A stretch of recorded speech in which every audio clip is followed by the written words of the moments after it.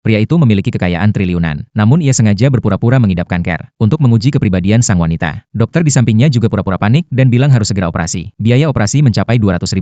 Mendengarnya pria itu malah berpura-pura penuh cinta, mengatakan dirinya rela tidak diobati agar tidak merepotkan wanita itu. Namun wanita itu tanpa ragu bersikeras ingin mengumpulkan uang untuk operasinya. Padahal ia sama sekali tidak tahu bahwa dokter dan perawat di ruangan itu semuanya adalah aktor yang disewa oleh pria itu. Sementara wanita itu demi mengumpulkan biaya operasi kerja 8 pekerjaan dalam sehari. Namun uang yang terkumpul masih jauh dari $200.000.